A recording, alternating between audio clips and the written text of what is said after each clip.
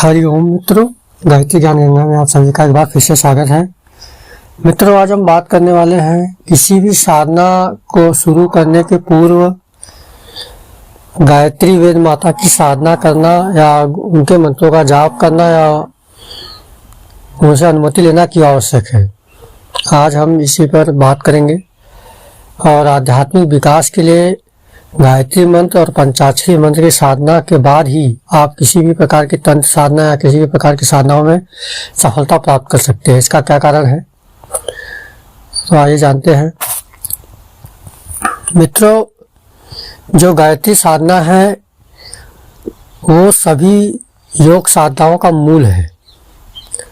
और जब हम किसी भी साधना को प्रारंभ करते हैं तो साधना, मंत्र साधना हो, योग साधना हो या किसी भी प्रकार की तांत्रिक साधनाएं हैं, तो वो करती क्या है कि वो हमारे शरीर का शुद्धिकरण करती है। शुद्धिकरण करने के पश्चात, पापों का नाश करने के पश्चात ही वो मंत्र सिद्धि की तरफ जाता है। तो गायत्री मंत्र क्या है कि सभी मंत्रों में सबसे तेजी से व्यक्ति के पाप और अशुद्धियों को भस्म करता है, क्योंकि गायत्री मंत्र प्राण ऊर्जा का अपार स्रोत है। वेदों में कहा गया है गायत्री ही प्राण की स्वरूपभूता है।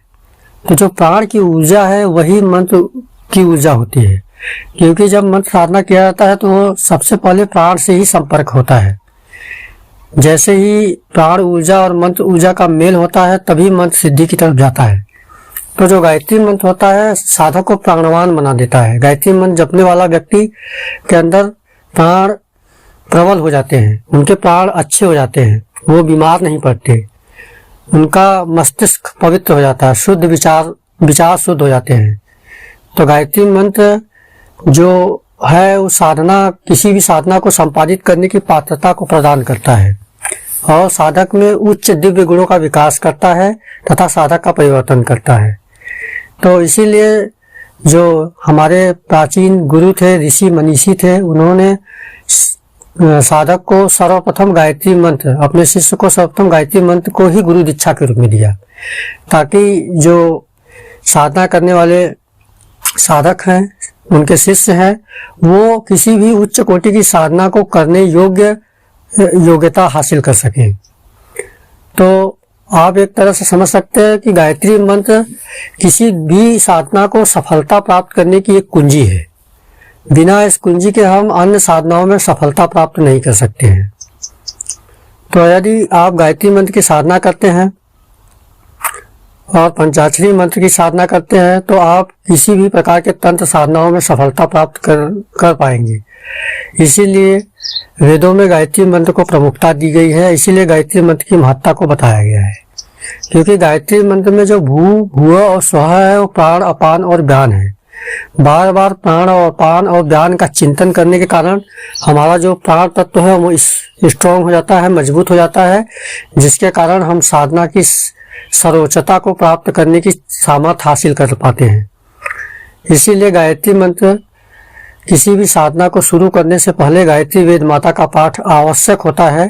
किसी भी संस्कार को शुरू करने से पहले गायत्री वेद माता का पाठ होता है, क्योंकि गायत्री मंत्र साधक की रक्षा भी करता है। गायत्री मंत्र स्वयं में एक कवच है। जो भी साधक गायत्री मंत्र का जाप करेगा, गायत्री उसकी रक्षा करती है, उसके प्राणों की रक्षा करती है और प्राणों में वृद्धि करेगी और प्राणों का संवर्धन करती है। तो प्राणों का संवर्धन करने के कारण ही उसका नाम गायत्री है। गायत्री का शाब्दिक अर्थ होता है गय और त्रि, दो शब्दों से मिलकर गायत्री बना हुआ है। तो गय का अर्थ होता है प्राण और त्रि का अर्थ होता है प्राण, जो प्राणों का उद्धार कर दे, जो प्राण की ऊर्जा बढ़ा दे, जो प्राणों का संवर्धन करे, वही गायत्री है। अर्थात गायत्रायति इति गायत्री, वह गायत्री है जो प्राणों की रक्षा करती है।